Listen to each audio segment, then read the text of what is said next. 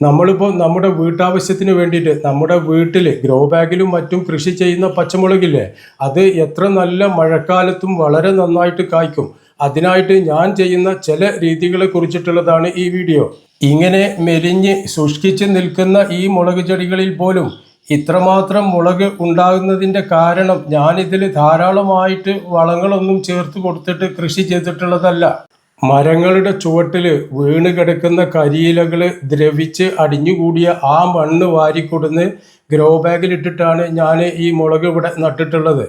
അല്ലെങ്കിൽ തന്നെയും പച്ചമുളക് കൃഷി ചെയ്യുമ്പോൾ ഇതിൻ്റെ ചുവട്ടിലേക്ക് ചാണകപ്പൊടി അതല്ലെങ്കിൽ എന്തെങ്കിലും തരത്തിലുള്ള കാലിവളങ്ങൾ ഒക്കെ അമിതമായിട്ട് ചേർത്ത് കൊടുക്കാതിരിക്കുന്നതാണ് നല്ലത്. അത് ഇലകളിൽ കുരുടിപ്പ് വരുന്നതിനും അതുപോലെ വേര് ചെയ്യുന്നത് പോലുള്ള രോഗങ്ങൾക്കും സാധ്യത കൂടുതലാണ്. അപ്പോൾ ഇത് ചെയ്യാൻ പോകുന്നതിൻ്റെ മുമ്പായിട്ടോ അതിൻ്റെ ശേഷമോ നമുക്ക് ഇതിലുള്ള പച്ചമുളകൊക്കെ വേണമെന്നുണ്ടെങ്കിൽ അറുത്ത് ഒഴിവാക്കാം. ഇനിയിപ്പോൾ അന്നന്നത്തെ വീട്ടാവശ്യങ്ങൾക്ക് വേണ്ടിയിട്ട് മുളക് പറിച്ചെടുക്കുന്ന മുളക് ചെടികളാണെങ്കിൽ ഇതിലുള്ള മുളക് മൊത്തമായിട്ടും അറുത്ത് മാറ്റണം എന്നൊന്നും ഇല്ലട്ടോ. അധികം എരിവ് ആവശ്യമില്ലാത്ത അടുക്കളയിലെ ചില ആവശ്യങ്ങൾക്ക് വേണ്ടിയിട്ട് ഇതിലുള്ള മുളക് മൂത്തതും അതായത് വിളഞ്ഞതും വിളയാത്തതുമായിട്ടുള്ളതൊക്കെയും ഞാനിപ്പോൾ ഇവിടെ അറുത്ത് ഒഴിവാക്കുകയാണ്.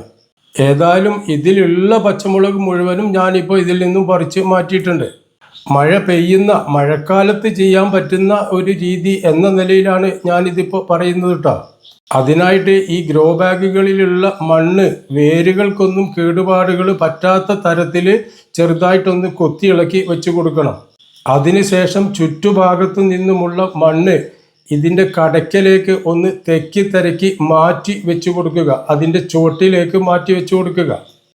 അതിനുശേഷം നമ്മൾ അടുപ്പിൽ കത്തിച്ചതോ അല്ലാത്തതോ ആയിട്ടുള്ള ചാരം കുറച്ചെടുത്തിട്ട് ഇതിൻ്റെ ചുറ്റുഭാഗത്തും ഇങ്ങനെ ഇട്ട് കൊടുക്കണം.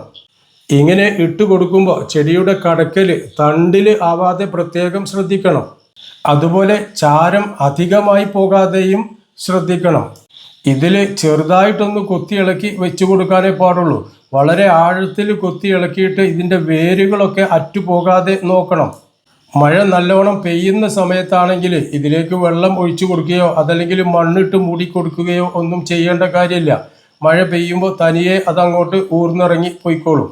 ഒരു 15 ദിവസമൊക്കെ കഴിയുമ്പോൾ ഇതുപോലെ വീണ്ടും കായ്ച്ചിട്ടുണ്ടാകും. ഇങ്ങനെ പച്ചമുളക് കൃഷി ചെയ്യുന്നതിനെ കുറിച്ച് ഞാൻ ഇതിന് മുമ്പൊരു വീഡിയോ ചെയ്തിട്ടുണ്ട്.